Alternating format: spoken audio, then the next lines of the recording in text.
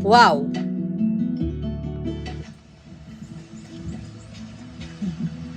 So yun pala yung bahay nila.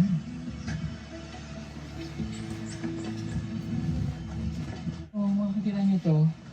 Hindi po siya damo palay po ito, rice. So nagtatanim talaga sila nito kapag tag-ulan. Pero pag tag-araw po, mga tuyo dito sa... Magandang hapon. May napun sir. Hello, kambal. Ay, dito pala kayo nakatira. Hello, tatay. Hindi ba? Pag-bless ko. Hindi. Nasaan lang yung nanay? Mama. Sabagabal. Ay, dito. Ah, wala na kayo nanay? Hindi kayo upo ka. Dito mo, dito mo.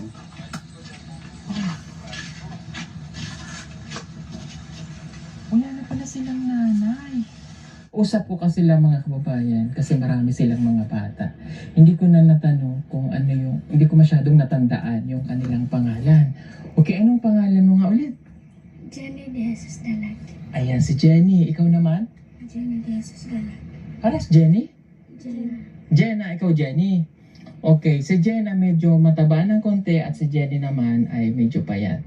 Okay, sabi niyo nung nakaraan kayo ay grade 7, tama? Same section lang kayo. Okay, mabuti po at naiintindihan nila yung Tagalog ko. Naiintindihan niyo ako, no? Okay, kasi mabuti talaga yung nakakapag-aral at na ano nila yung Tagalog. Okay, nung nakita namin kayo na pauwi na galing sa school, so first day of school yun. Okay, so ngayon, bakit hindi kayo pumasok? Kasi wala pa po kaming baon. Okay, yung binigay kong pera sa inyo kahapon, papalit nyo ng bukas. Sa susunod na pasok yun ang ibibili namin. Okay. Okay, Jenny, nasabi nyo kanina sa amin, wala na kayong nanay. Bakit? Ano nangyari kay nanay? May iba daw siyang lalaki. Okay. Nakita nyo na si nanay? O nung bakasyon Okay, nasan si nanay? sa Pakibato. Okay, may anak na rin siya? O dalawa. Okay. Ilang taon ka nung iniwan kay ni nanay? 1 taon. Ang tagal na. So kayo yung kambal na naiwan o may kapatid pa kayo? Meron pa. Hindi, kayong dalawa? Kayo lang dalawa sa anak ni tatay? 5 kami magkapatid. 5, nasan yung 3? Nagtatrabaho. Okay. Malalaki na sila. Oo. So kayo na lang dalawa nandito? Okay. So 1 taon kayo nung iniwan ni nanay. Tapos si tatay na yung nagpalaki. Oo. Okay. Gaano kahirap yung lumaki kayo ng walang ina? Mahirap. Kasi hindi natin na-realize yung pagmamahal ng isang ina.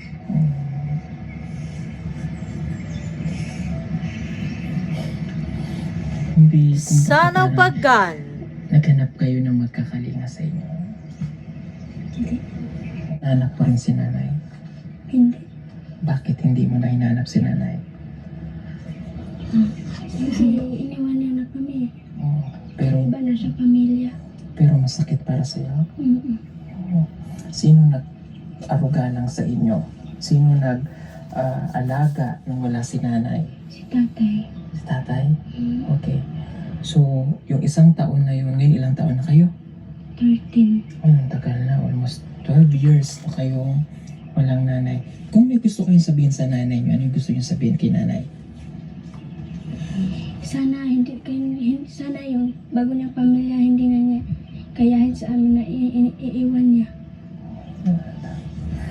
Grabe yung naidudulot nung nung kapag iniwan talaga yung mga anak ng isang ina, yung naidudulot sa anak, no? Pero may galit. Sandali ha. Sandali ha. Ay!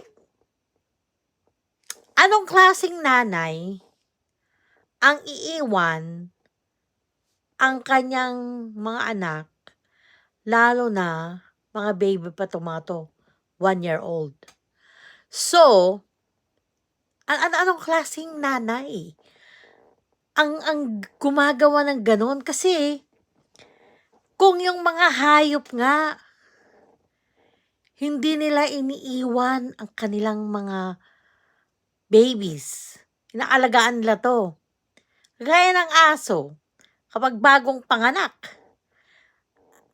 'pag may lalapit sa mga babies niya, naku, kakagatin niya ang sino mang lalapit unless na, family.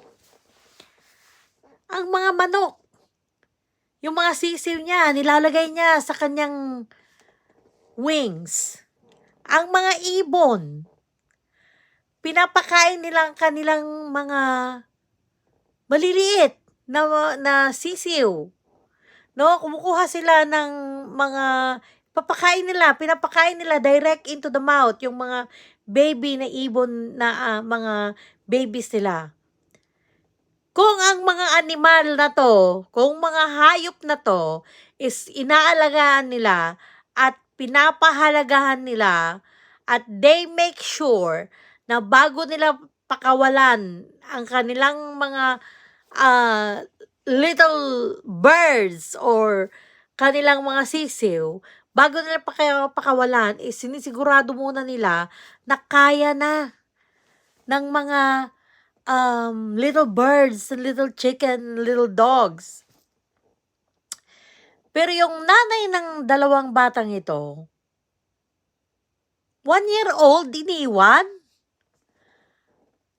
Okay, so, sabihin mo siguro, Nurse Nora, hindi mo naman alam ang kwento ng nanay. Okay, pagpalagay natin na yung nanay nila, sinasaktan ng tatay. Kasi lagi naman ganun ang dahilan, no?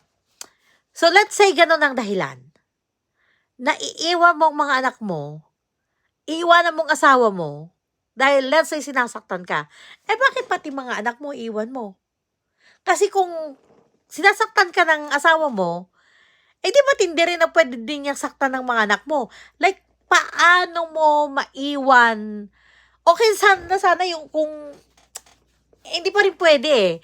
Kung iniwan mo yung mga anak mo na kaya na nilang maghanap buhay, alam mo yun, pero yung baby na 1-year-old pa lang na twins, iiwan mo, sasama ka sa ibang lalaki at magkakaroon ng bagong pamilya.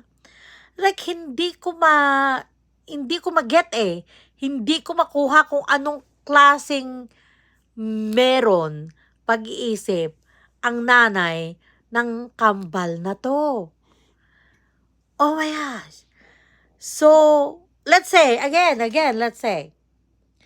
Okay, so, let's say, another reason na naman niya is masyadong mahirap ang buhay nila.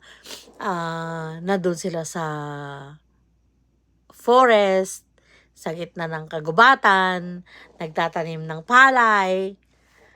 Mahirap ang buhay. Again, let's go back to the same question.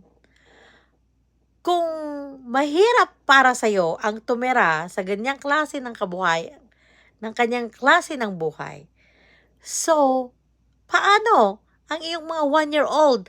Like, mas masahol pa sa hayop ang nanay ng mga batang ito. I'm so sorry. I don't wanna be judgmental. But, I think a lot of you napanood nyo na itong magkakambal na to, na 1-year-old, iniwan sila, and they're already 13 years old. So, please, mag-comment kayo. Ano ang pwedeng dahilan na acceptable, na katanggap-tanggap, na maging dahilan para ang isang ina ay iwanan ang kanyang mga kambal na 1-year-old? Okay. Kung siguro ang kaso is ng ibang bansa para to provide for the needs of our family, para maibigay ang pangangailangan ng kanyang mga anak, that is acceptable, right? Acceptable yon. o kasi iwanan mo kasi magtatrabaho ka at nagpapadala ka, nandun ka pa rin sa buhay nila kahit hindi mo sila hindi ka nila nakikita araw-araw, hindi mo sila nakikita araw-araw, pero nandun ka sa ibang bansa, nagtatrabaho, pinapadala mo ang kita mo, and kinakausap mo yung mga anak mo. That's a totally different story. That's a totally acceptable reason, isang bagay na pwede nating tanggapin kung bakit iniwan niya ang kambal niya na 1-year-old. But, definitely not. Kasi, itong mga batang ito, tinanong na sila ni Sir Paul kung namimiss nila o may gusto silang sabihin. They said no. They said none. Because I don't get it. I really don't get it. Merong akong isang naging follower sa Facebook. Sabi niya, ang kwento niya, lagi daw siyang binubugbog ng dati niyang asawa. So, ang ginawa niya, lumayas siya. Pero, lumayas siya, iniwan niya yung ilan yung anak niya? 4. 4 na anak niya sa asawa niya, sa poder ng asawa niya. At actually, nakasali sila sa isa sa mga charity projects ko, taga Laguna, itong mga batang ito. Iniwan niya yung mga anak niya at sumama siya sa ibang lalaki. At hinayaan na niya ang kanyang mga anak. Nagalit ako sa babaeng ito kasi yung pinagsabihan na ay kahit balikan mo yung mga anak mo, puntahan mo yung mga anak mo, kausapin mo yung mga anak mo. Wala. So, nagpadala ako ng isa sa mga followers ko din na taga Laguna para magdala ng groceries sa mga batang ito. Ang kayak-iyak sa magkakapatid na to na inabando na ng kanilang ina para sumama sa ibang lalaki at dahil sinasaktan daw siya. Yung isa is with special needs. Ang hirap tanggapin kung paano ang isang ina is naiiwan ang kanyang mga anak para sa ibang lalaki. I mean, anong klaseng kakatihan meron ang isang nanay para iwanan ang kanyang mga anak para sa ibang lalaki? Hindi ko talaga magets eh. Hindi ko maarok kung bakit? Paano na isa kang ina is mas mahalaga ang ibang lalaki kaysa sa sarili mong dugo? I don't get it. I really don't. Wala. No, yung nakita ko siya nung last, pero may galit pa rin ako. Okay. Pero sinabi ng tatay ko na hindi na daw magagalit dahil labag daw yan sa Diyos. Napakaganda ng pagpapalaki ng tatay niyo. You see that? Like, ang bait ng tatay nila. Yung tatay na mismo nila, sinabi nila, huwag kayong magalit na sa nanay niyo dahil hindi, labag sa Diyos. Like, imagine yun, kung masamang tao tong tatay nila, siya mismo yung nagsabi na, hayaan nyo na yung nanay nyo, ganito yan, ganito yan. But no. Alam nyo, yung tatay nila is may takot sa Diyos. Mabait na tao siya.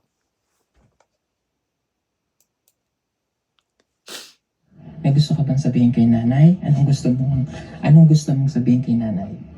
Mamahalin niya kanyang mga anak. Okay, yung mamahalin niya yung kanyang mga anak. So, isang word na gusto mong bitawan sa kanya. Mahal ko pa rin siya. Ikaw, Jenna. ganyan rin. Mahal mo sila? Mm. Oh, grabe. Alam niyo, umahanga ako sa dalawang bata. Kasi the way sila magsalita, matured. Oo, kahanga-hanga ang mga batang ito dahil kahit may yung sinabi naman nila ano, may konting galit sila sa nanay nila, pero mahal pa rin nila, which is it's like it is very admirable at walang puwedeng, bigyan ng kudos dito, ng palakpak kung hindi ang kanilang tatay dahil pinalaki silang matino at pinalaki sila na sinabihan sila na huwag magalit sa nanay. Kasi tama nga naman, mahirap yung lumalaki sila na may galit sa kanilang nanay kasi alam niyo yun, yung sila din kasi ang masisira. Kaya obviously na kahit walang pinag-aralan yung tatay nila is matalino, mas maiging para sa kanya, mas maigi na lumaki sila na walang galit sa puso. Good job. Very, very good. I will continue to watch this. Thank you for watching, guys.